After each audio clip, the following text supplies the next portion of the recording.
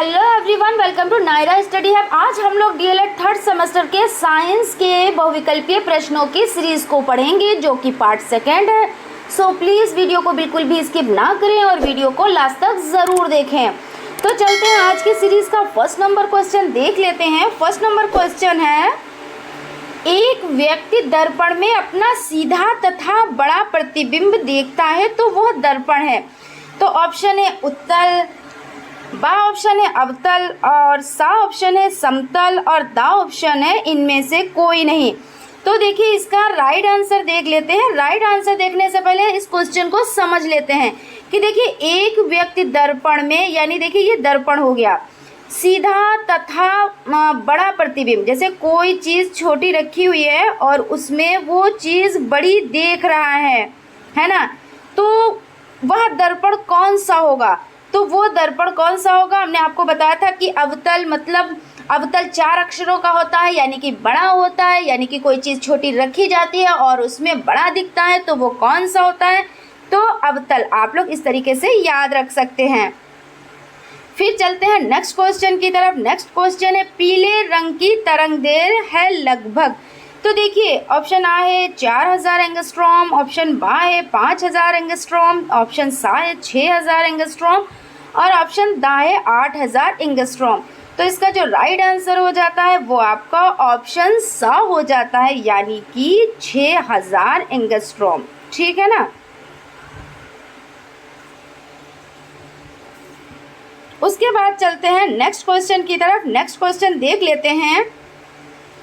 निम्न में सही संबंध है। ऑप्शन है लाल प्लस हरा श्वेत और ऑप्शन बा है हरा प्लस नीला श्वेत और देखिए ऑप्शन सा है नीला प्लस लाल बराबर श्वेत और देखिए दा ऑप्शन है लाल प्लस नीला प्लस हरा बराबर श्वेत। तो देखिए आपका जो राइट आंसर है वो आपका ऑप्शन दा हो जाता है, यानी कि लाल प्लस नीला प्लस हरा बराबर श्वेत। ठीक है ना। आप लोग इस तरीके से भी याद रख सकते हैं। देखिए लानी हंस से आप लोग इसको याद रख सकते हैं। ऐसे देखिए ट्रिक वाइज से याद रखने से क्या होता है, चीज़ें याद रह जाती हैं और फिर उनको क्या होता है कि वो हम लोग भूलते नहीं हैं। तो देखिए ला से हो जाता है लाल, ना में बड़ी की मात्रा, नी से हो जाता है नीला और हा से हो जाता है हरा और शाह, आधा शाह से हो जाता है तो श्वेत। तो लानी हंस, ठीक है ना, हंस है। आप लोग इसको देख लीजिए, ध्यान में रख लीजिए।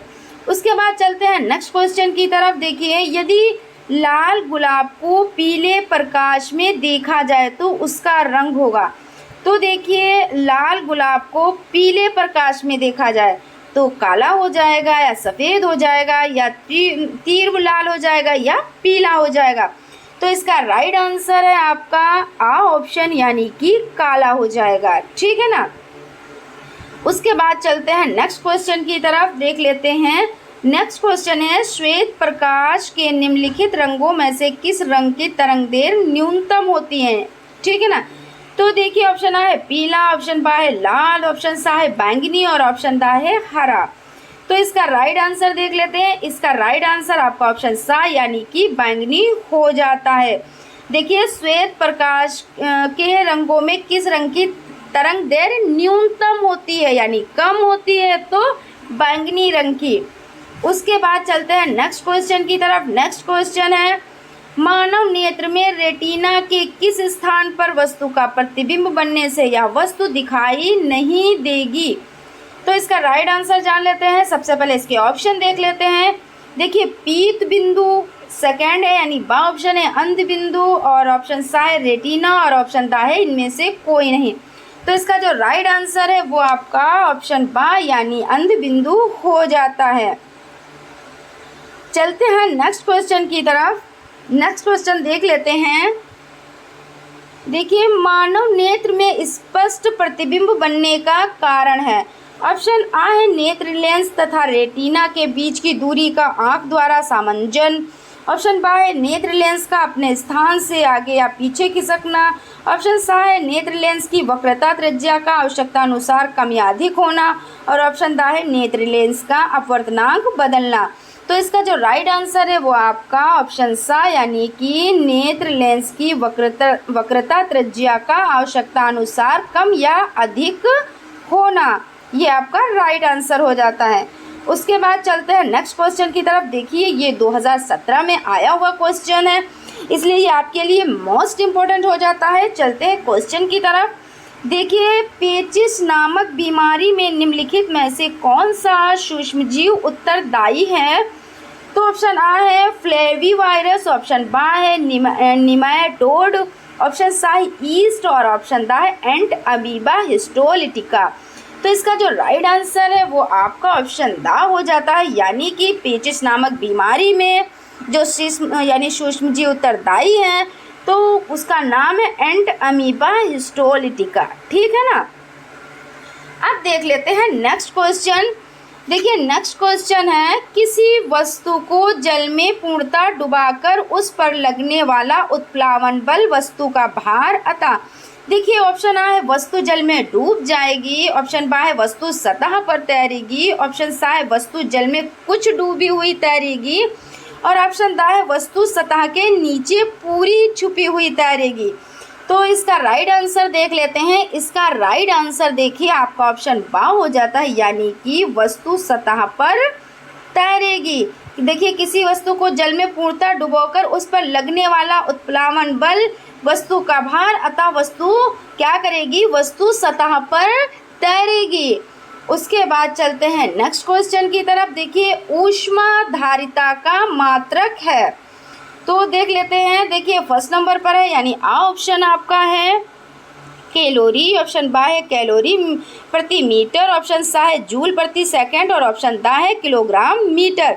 तो इसका जो राइट आंसर हो जाता है वो आपका देखिए कैलोरी हो जाता है, यानी कि ऊष्माधारिता का मात्रक कैलोरी। उसके बाद चलते हैं नेक्स्ट क्वेश्चन की तरफ। कंडुआ रोग लगता है, ऑप्शन आ है नींबू में, ऑप्शन बा है आलू में, ऑप्शन सा है गेहूं में, ऑप्शन दा है लौकी में। तो देखिए इसका जो राइट आंसर है यानी कंडुआ रोग किस में लगता है, तो कंडुआ रोग गेहूं में लगता है। उसके बाद चलते हैं नेक्स्ट क्वेश्चन की तरफ। नेक्स्ट क्वेश्चन है प्रतिजन निम्नलिखित रुधिर कणिका की भित्ति पर चिपकी होती है, ऑप्शन आ है प्लाज्मा, ऑप्शन बा है श्वेत रुधिर कणिका, ऑप्शन सा है प्लेटलेट्स और ऑप्शन दा है लाल रुधिर कणिका। तो इसका जो राइट आंसर हो जाता है यानी कि देखिए प्रतिजन रुधिर कणिका की भित्ति पर चिपकी होती है, तो लाल रुधिर कणिका की भित्ति पर चिपकी होती है, यानी कि आपका दा ऑप्शन राइट हो जाता है। चलते हैं फ्रेंड्स नेक्स्ट क्वेश्चन की तरफ। देखिए फ्रेंड्स नेक्स्ट क्वेश्चन पर चलने से पहले अगर आप हमारे चैनल पर नए हैं तो प्लीज़ चैनल को सब्सक्राइब ज़रूर कर लें और बेल आइकन को भी ज़रूर प्रेस कर दें। चलते हैं नेक्स्ट क्वेश्चन की तरफ। एकांक क्षेत्रफल पर लगने वाले अभिलंबवत बल को कहते हैं, तो ऑप्शन आ है ऊर्जा, ऑप्शन बा है दाब, ऑप्शन सा है कार्य और ऑप्शन दा है आवेश। तो देखिए एकांक क्षेत्रफल लगने वाले अभिलंबवत बल को क्या कहते हैं, तो देखिए इसको कहते हैं दाब। ठीक है ना, तो आपका ऑप्शन बा हो जाता है। उसके बाद चलते हैं नेक्स्ट क्वेश्चन की तरफ। नेक्स्ट क्वेश्चन है चीनी उद्योग में गन्ने के रस को रंगहीन करने में प्रयुक्त होता है, तो ऑप्शन आ है लकड़ी का कोयला, ऑप्शन बा है सुगर चारकोल, ऑप्शन सा है जंतु चारकोल और ऑप्शन दा है लैंप ब्लैक।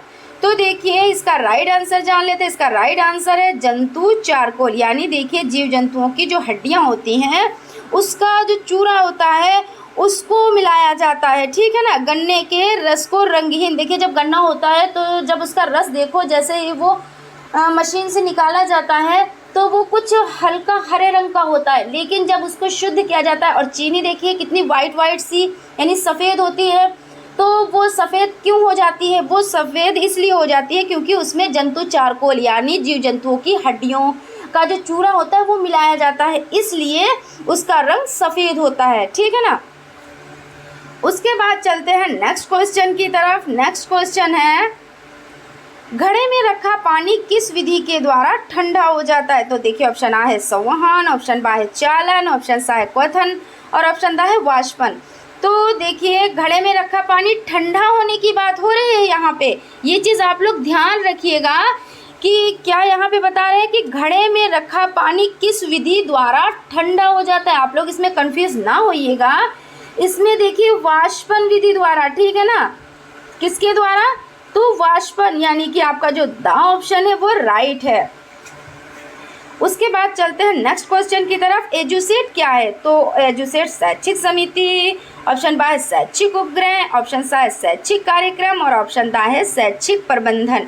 तो इसका जो राइट आंसर है वो जान लेते हैं। देखिए एजुसेट क्या है, तो एजुसेट शैक्षिक उपग्रह है। उसके बाद चलते हैं नेक्स्ट क्वेश्चन की तरफ। देखिए पत्ती में पाया जाने वाला रंध्र स्थित होता है, तो पत्ती में पाया जाने वाला रंध्र कहाँ स्थित होता है? तो ऊपरी सतह पर होता है।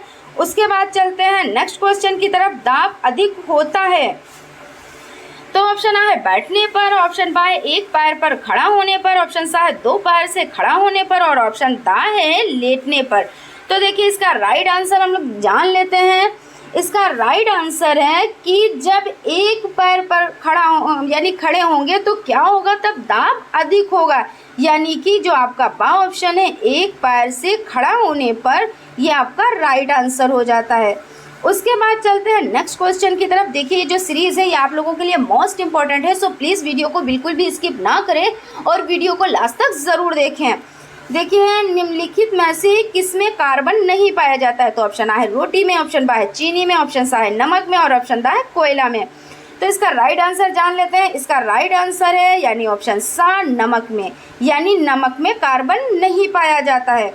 उसके बाद चलते हैं नेक्स्ट क्वेश्चन की तरफ। ध्वनि का वेग सर्वाधिक होता है, ऑप्शन आ है ठोस में, ऑप्शन बा है द्रव्य में, ऑप्शन सा है गैस में और ऑप्शन दा है ठोस व द्रव्य में। तो देखिए जो ध्वनि का वेग सर्वाधिक होता है ना, तो वो ठोस में होता है, तो इसलिए आपका ऑप्शन आर राइट हो जाता है। उसके बाद चलते हैं नेक्स्ट क्वेश्चन की तरफ। नेक्स्ट क्वेश्चन है ध्वनि तरंगे होती हैं, ऑप्शन आ है केवल अनुप्रस्थ, ऑप्शन बा है केवल अनुदैर्घ्य, ऑप्शन सा है विद्युत चुंबकीय तरंगे और ऑप्शन दा है अनुप्रस्थ तथा अनुदैर्घ्य दोनों प्रकार की। तो देखिए जो ध्वनि तरंगे होती हैं वो अनुप्रस्थ तथा अनुदैर्घ्य दोनों प्रकार की होती हैं, यानी कि आपका जो दा ऑप्शन है वो आपका राइट हो जाता है। उसके बाद चलते हैं नेक्स्ट क्वेश्चन की तरफ। नेक्स्ट क्वेश्चन है अनुदैर्घ्य तरंगों के माध्यम के कण उत्पन्न करते हैं। तो देखिए ऑप्शन आ है तरंग गति की दिशा के लंबवत, ऑप्शन बा है तरंग गति की दिशा के 60 डिग्री के कोण पर, ऑप्शन सा है तरंग गति की दिशा के समांतर और ऑप्शन दा है कण कंपन नहीं करते हैं।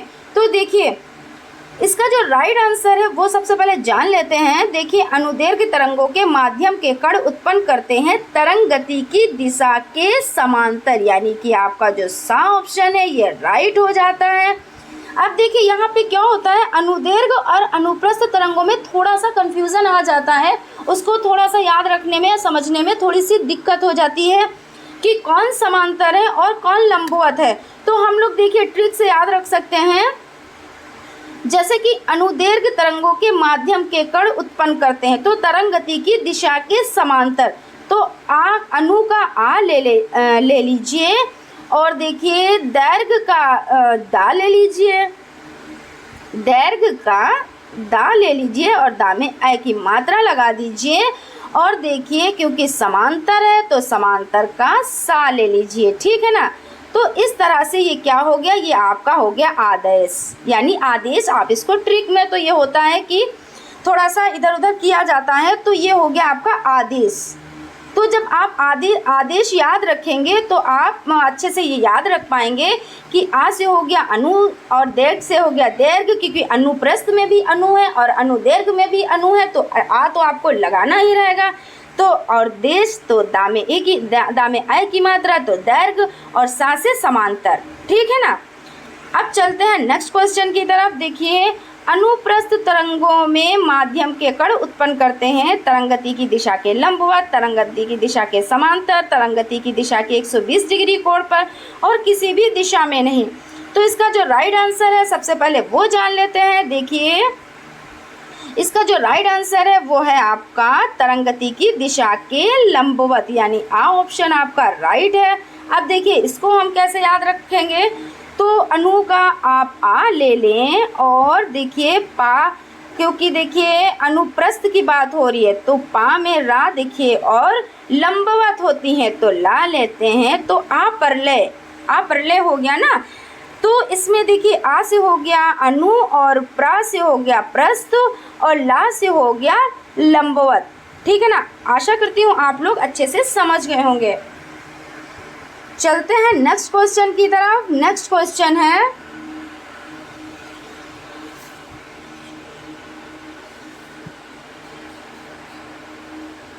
पानी में पत्थर डालने पर पानी की सतह पर उत्पन्न तरंगे होती हैं तो केवल अनुदैर्घ्य होती हैं या केवल अनुप्रस्थ होती हैं या अनुप्रस्थ व अनुदैर्घ्य दोनों होती हैं या इनमें से कोई नहीं होती हैं। तो देखिए इसका राइट आंसर जान लेते हैं। इसमें केवल अनुप्रस्थ होती हैं, यानी पानी में पत्थर डालने पर पानी की सतह पर उत्पन्न तरंगे केवल अनुप्रस्थ होती हैं। इसको देखिए हम कैसे याद रख सकते हैं।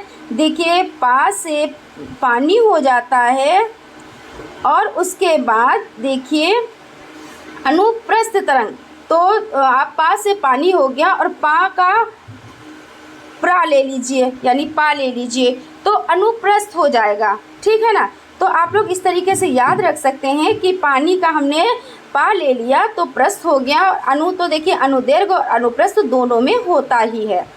ठीक है, उसके बाद चलते हैं नेक्स्ट क्वेश्चन की तरफ। घड़ी में मिनट वाली सुई का आवर्तकाल होता है 1 घंटा होता है, 1 मिनट होता है, 12 घंटे होता है, 24 घंटे होता है। तो देखिए घड़ी में मिनट वाली सुई का आवर्तकाल 1 घंटा होता है, यानी कि ऑप्शन आपका राइट है। उसके बाद चलते हैं नेक्स्ट क्वेश्चन की तरफ। देखिए नेक्स्ट क्वेश्चन है आपका, एक कण का आवर्तकाल 0.02 सेकेंड है, इसकी आवृत्ति होगी। तो ऑप्शन आ है 0.02 प्रति सेकेंड, ऑप्शन बा है 50 प्रति सेकेंड, ऑप्शन सा है 100 प्रति सेकेंड और ऑप्शन दा है 2 प्रति सेकेंड। तो इसका राइट आंसर जान लेते हैं, यानी कि आपका जो बा ऑप्शन है ये आपका राइट है, यानी कि 50 प्रति सेकेंड। उसके बाद चलते हैं नेक्स्ट क्वेश्चन की तरफ। किसी तरंग के आवर्तकाल टी तथा आवृत्ति में संबंध होता है। तो देखिए एन टी स्क्वायर बराबर 1 या n upon t equal to 1 या n t is equal to 1 या n square t is equal to 1। तो देखिए इसका जो राइट आंसर हो जाता है वो आपका सा ऑप्शन यानी n t is equal to 1 हो जाता है। उसके बाद देखते हैं नेक्स्ट क्वेश्चन।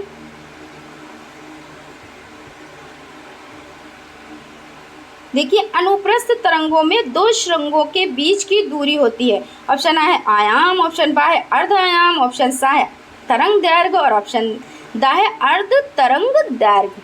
तो इसका राइट आंसर जान लेते हैं। इसका राइट आंसर है आपका ऑप्शन सा हो जाता है, यानी तरंग दैर्घ्य। यानी देखिए अनुप्रस्थ तरंगों में 2 श्रृंगों के बीच की दूरी होती है तरंग दैर्घ्य।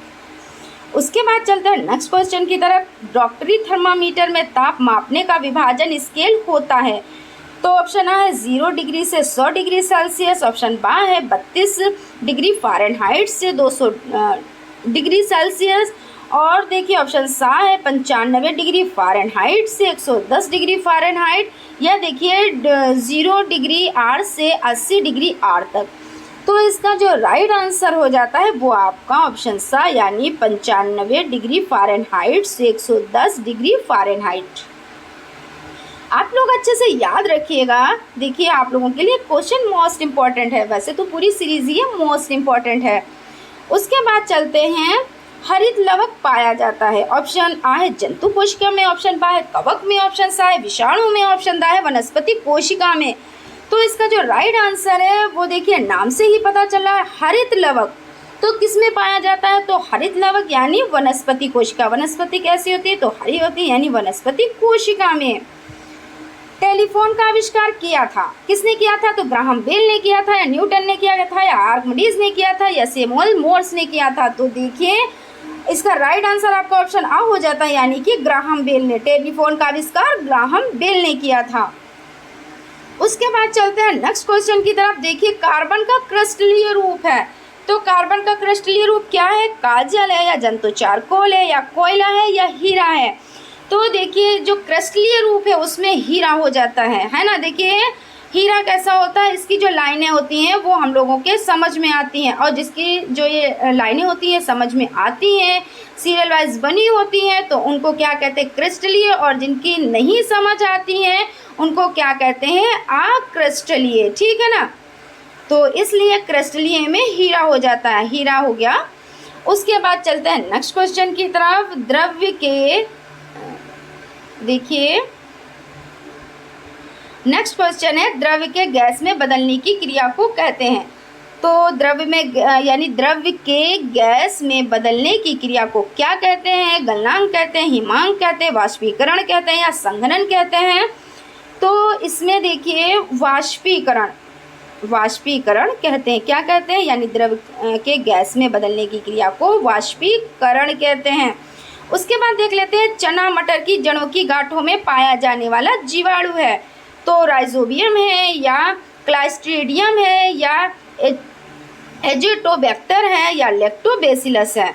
तो देखिए चना मटर, तो इसमें आ ऑप्शन हो जाता है, यानी कि राइजोबियम है। और आप इसको कैसे याद रखेंगे, तो देखिए चना और मटर रा, और आप इसका रा ले लें, और राइजोबियम यहाँ पे देखिए रा से तो कोई चीज़ नहीं है। देखिए ये सब, ये देखिए क्लास्ट्रीडियम का से हैं, लैक्टोबैसिलस ला से हैं, और एजोबैक्टस ये देखिए ए से है, और राइजोबियम रा से है। तो आप रा का यानी मटर का रा ले लें, और इसके देखिए राइजोबियम हो जाता है। ठीक है ना। आप लोग इस तरीके से चीज़ें याद रख सकते हैं, क्योंकि ऐसे क्या होता है, कन्फ्यूज़न नहीं होती है, और एग्ज़ाम के टाइम ये सब चीज़ें अच्छे से याद आ जाती हैं कि इस तरीके से हमने पढ़ा था, ऐसे पढ़ा था।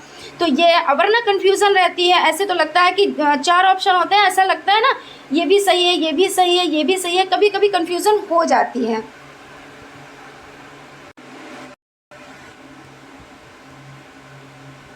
चलते हैं नेक्स्ट क्वेश्चन की तरफ। देखिए नेक्स्ट क्वेश्चन है, बर्फ का गलनांक होता है 0 डिग्री सेल्सियस, या 5 डिग्री सेल्सियस, या 100 डिग्री सेल्सियस, या 19 डिग्री सेल्सियस। तो बर्फ का जो गलनांक होता है वो आपका आ ऑप्शन यानी 0 डिग्री सेल्सियस होता है। कितना होता है, तो 0 डिग्री सेल्सियस होता है। अब देख लेते हैं ऊष्मा का संचरण कितनी विधियों द्वारा होता है। तो 3 विधियों द्वारा, या 4 विधियों द्वारा, या 6 विधियों द्वारा, या 7 विधियों द्वारा। तो ऊष्मा का संचरण 3 विधियों द्वारा होता है, यानी कि आ ऑप्शन आपका राइट है। उसके बाद चलते हैं, देखते हैं क्वेश्चन नेक्स्ट है, ऊष्मा के सुचालक हैं। देखिए सुचालक में आपका लोहा हो जाता है, या एल्यूमिनियम हो जाता है, या तांबा हो जाता है, या सभी हो जाता है। तो आप लोग इसको अच्छे से याद रखिएगा। देखिए सुचालक और कुचालक में भी थोड़ी सी कन्फ्यूज़न हो जाती है। तो आप लोग जो चीज़ें हैं, देखिए जो जैसे लोहा हो गया, एल्यूमिनियम हो गया, तांबा हो गया, ये सब चीज़ें क्या है, ये ऊष्मा की सुचालक है। इसलिए यहाँ पे आपका राइट आंसर आपका क्या हो जाता है, द ऑप्शन हो जाता है। और ऊष्मा के कुचालक यानी देखिए हवा, ऊन, पोर्सिलीन, तो ये क्या हो जाते हैं, ये आपके हो जाते हैं कुचालक। तो आप लोग इस तरीके से याद रखिएगा। अगर सुचालक आता है तो सुचालक में लोहा, तांबा, एल्यूमिनियम जैसी चीज़ें आती हैं, और कुचालक में हवा, ऊन और पोर्सिलीन आती है, ये सब चीज़ें आती हैं। ठीक है ना। उसके बाद देख लेते हैं नेक्स्ट क्वेश्चन है, प्रकाश का सबसे महत्वपूर्ण स्रोत है, लकड़ी है, गैस है, नमक है, सूर्य है। तो आप लोग इससे बहुत अच्छे से परिचित हैं। देखिए जो सूर्य है वो प्रकाश का सबसे महत्वपूर्ण स्रोत है ना। उसके बाद देखते हैं प्रकाश के प्राकृतिक स्रोत हैं। तो देखिए सूर्य, तारे, जुगनू, ये सभी तो हमें प्राकृतिक से प्राप्त हुई, यानी कि प्राकृतिक की देन है। तो ये हमारा जो राइट आंसर सभी है ये हो जाता है। उसके बाद देखते हैं दीप्त वस्तु नहीं है। देखिए दीप्त वस्तु नहीं है तो ऑप्शन आ है दर्पण, बाह्य सूर्य, और सा जलती हुई मोमबत्ती, और दा लालटेन। तो दीप्त वस्तुएं कहते किसको हैं, तो वे वस्तुएं जो स्वयं प्रकाश उत्पन्न करती है क्या कहलाती है, दीप्त वस्तुएं कहलाती हैं। कैसी कहलाती है, तो दीप्त वस्तुएं कहलाती हैं। तो देखिए दर्पण क्या जो है, दर्पण प्रकाश उत्पन्न करता है, नहीं ना। तो आपका आ ऑप्शन राइट हो जाता है, क्योंकि दीप्त वस्तुएं वही होती हैं जो प्रकाश उत्पन्न करती है। अब देखिए सूर्य क्या है, प्रकाश उत्पन्न करता है। जलती हुई मोमबत्ती क्या है, वो प्रकाश उत्पन्न कर रहा है। लालटेन क्या है, वो भी जब वो लालटेन भी प्रकाश उत्पन्न कर रहा है, इसलिए वो दीप्त है। और दर्पण प्रकाश तो नहीं उत्पन्न करता है, तो वो अदीप्त है। उसके बाद चलते हैं नेक्स्ट क्वेश्चन की तरफ। वे वस्तुएं जो स्वयं प्रकाश उत्पन्न करती है कहलाती है। अब देखिए वही क्वेश्चन आ गया कि दीप्त वस्तुएं, यानी कि वे वस्तुएं जो स्वयं प्रकाश उत्पन्न करती हैं, यानी खुद प्रकाश उत्पन्न कर रही हैं ना, जैसे सूर्य, जलती हुई मोमबत्ती, लालटेन, ये स्वयं प्रकाश उत्पन्न कर रही हैं। तो क्या हुआ, तो ये दीप्त वस्तुएं कहलाती हैं। तो देखिए आपके देखिए यहाँ पे 2 क्वेश्चन सॉल्व हो जाते हैं, एक साथ में 2 क्वेश्चन सॉल्व हो जाते हैं बिना कंफ्यूजन के, ठीक है ना। तो दीप्त वस्तुएं। उसके बाद चलते हैं नेक्स्ट क्वेश्चन की तरफ। नेक्स्ट क्वेश्चन है,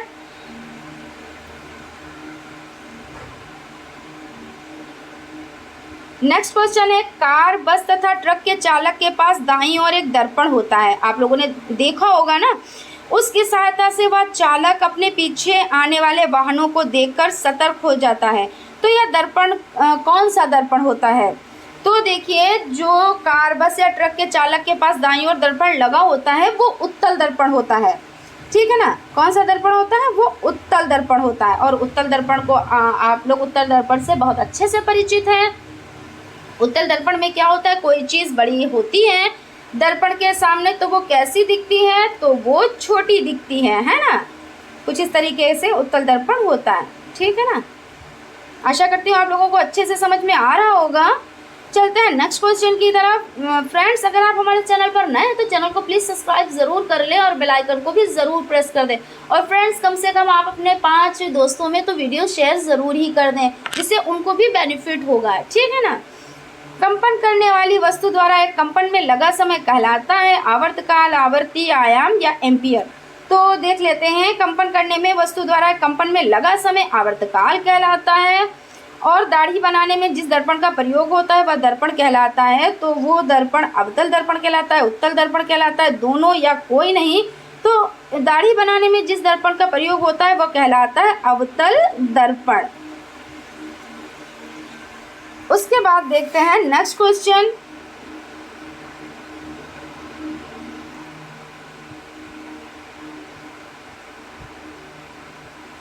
किस दर्पण में प्रतिबिंब सदैव आभासी, सीधा तथा वस्तु से छोटा बनता है? तो देखिए अवतल दर्पण या उत्तल दर्पण या दोनों या कोई नहीं। तो देखिए यहाँ पे समझ लीजिए, दर्पण में प्रतिबिंब यानी किस दर्पण में प्रतिबिंब सदैव आभासी, सीधा तथा वस्तु से छोटा बनता है। अब देखिए वस्तु से छोटा बने तो कौन सा हो जाता है? आप लोग इस तरीके से आंसर दे सकते हैं कि किस दर्पण में प्रतिबिंब सदैव आभासी, सीधा तथा वस्तु से छोटा बनता है। तो छोटे के लिए क्या कि पहले तो ये बड़ा था, उसके बाद सिमट कर, जैसे आधा ता लगाते तो ऐसे सिमट नहीं जाता है। तो इस तरीके से आप लोग याद रखिएगा। तो सिमट गया मतलब छोटा बन गया, यानी उत्तल बन गया, ठीक है ना। तो चलते हैं नेक्स्ट क्वेश्चन की तरफ। नेक्स्ट क्वेश्चन है, किस दर्पण में प्रतिबिंब सदैव वास्तविक, उल्टा तथा वस्तु से बड़ा बनता है? देखिए अब उसका अपोजिट हो गया। तो क्या कह रहे हैं, किस दर्पण में प्रतिबिंब सदैव वास्तविक, उल्टा तथा वस्तु से बड़ा बनता है? वस्तु से बड़ा बनता है। तो ये कौन सा हो गया? तो पहले ये छोटा था और आ, व, ता और ला ये फैल गया, क्योंकि ये बड़ा वर्ड है, ये फैल गया। तो ये कौन सा बन गया? तो ये अवतल दर्पण बन गया। उसके बाद चलते हैं नेक्स्ट क्वेश्चन की तरफ। देखिए नेक्स्ट क्वेश्चन है, वह दर्पण जिसके बाहरी सतह पर कलई किया होता है तथा अंदर सतह चमकीला होता है दर्पण कहलाता है।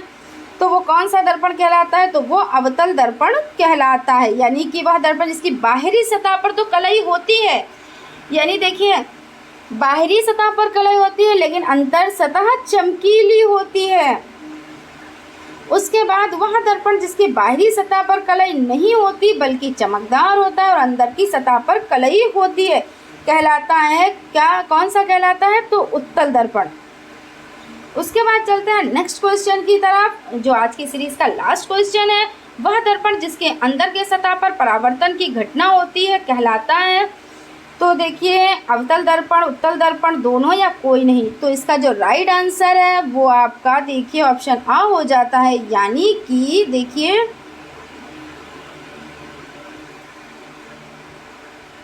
अवतल दर्पण। ठीक है ना।